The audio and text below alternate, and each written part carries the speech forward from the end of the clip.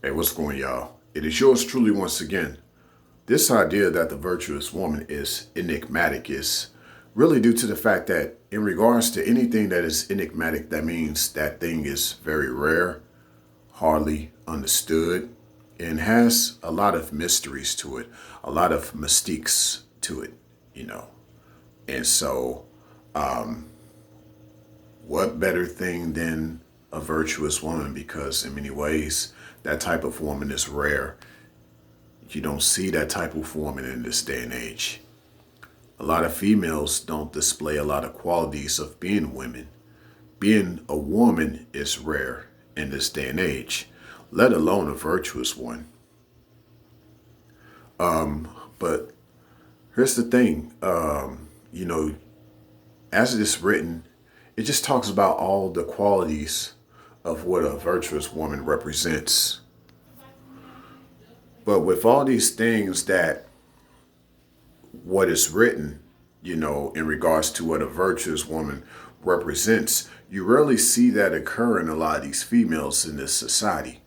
You know, what you see is a lot of females not even understanding what it is like to be a virtuous woman, let alone a woman, you know? But let me reverse that. I meant to say that a lot of these females don't even know what it's like to be a woman, let alone a virtuous woman. you know. So just to me, this idea of what a virtuous woman is so rare and it's not understood. So to me, that is very enigmatic. So it's very simple. I mean, I wanted to keep this very simple as far as expressing this idea of the virtuous woman. And why I believe that the virtuous woman is the enigmatic woman, you know. And I've lightly talked about that before in my Sigma Female series. And the funny thing is, up to that point, I think it was like I talked about the virtuous woman being a Sigma female per se at first. I talked about that up until my thoughts on a Sigma female part 4. And up and until that point, if you will, I received a lot of thumbs down. I had a lot of thumbs down from my thoughts on the Sigma female part 1 all the way up until part 4. And the funny thing was, after part 4, I believe I'm at part 8 of my thoughts on the Sigma female. I believe I'm at part 8, given the date of this video here. So since part 4, I have no thumbs down. Ironically, that's because I split in half this whole idea of what a Sigma female is, and maybe there is this idea of the enigmatic woman, because I realized up until part 4 of my Sigma female series, I believe the thumbs down came from maybe some of those within that paradigm that didn't gel with certain ideas of what Sigma female was. And those thumbs down could have either came from Sigma females, or those thumbs down could have came from enigmatic woman. I knew that there was a split decision in this. And so that just, oh man, it just ties everything together. So I've come to the conclusion that those who call themselves Sigma females, the last thing on their mind is really being a virtuous woman. So that can explain some of the thumbs down that I have received, but this could also explain some of this idea as far as the whole lone wolf aspect to Sigma female, which really I coded because obviously, as everyone knows, based on what I've put out there, lone wolf and Sigma are not the same. So I believe maybe a few thumbs downs could have probably came from enigmatic women who never associated lone wolf with Sigma, just like I do not associate lone wolf with Sigma.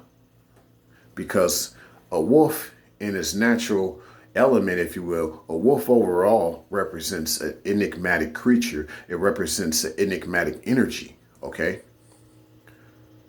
A Sigma person, someone that has the Sigma mindset per se, they're not about necessarily having an enigmatic point of view or being enigmatic per se. It's not about them being rare or anything, you know what I'm saying? Because these traits that they have, they developed. Okay, so that's what I mean in regards to rare. Because rare is something that was born a certain way, or it appears to us a certain way, and it rarely occurs. Something that rarely occurs versus something that is developed over time per se, or became over time. Okay, those rare gems that you find out there that didn't have to be artificially engineered to look like a replica. You see what I'm saying?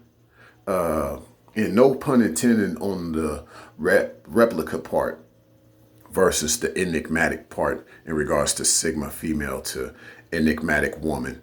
But I'm just saying, but I just thought I'd bring that out there because I think this idea of the virtuous woman really applies to the enigmatic woman, not the Sigma female. Because once I broke down my series about the Sigma female and I started to deviate the difference between the enigmatic woman and the Sigma female, I stopped getting thumbs downs. So I know I'm making sense. I know I'm making sense. Okay.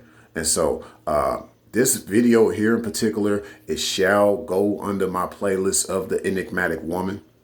I still haven't decided what title of that particular series will be in regards to the enigmatic woman series that I got going on. I think I got a good idea as to what that title will be.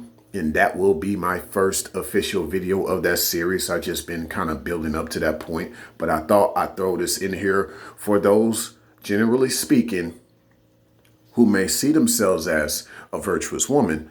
But now you get an idea that, there's something else to this virtuous woman thing that maybe I didn't know. Because I really want you to see what being a virtuous woman is. But at the same time, you have an enigmatic woman out there that can relate to the idea of a virtuous woman. Because most enigmatic women have a lot of virtues. Signing out.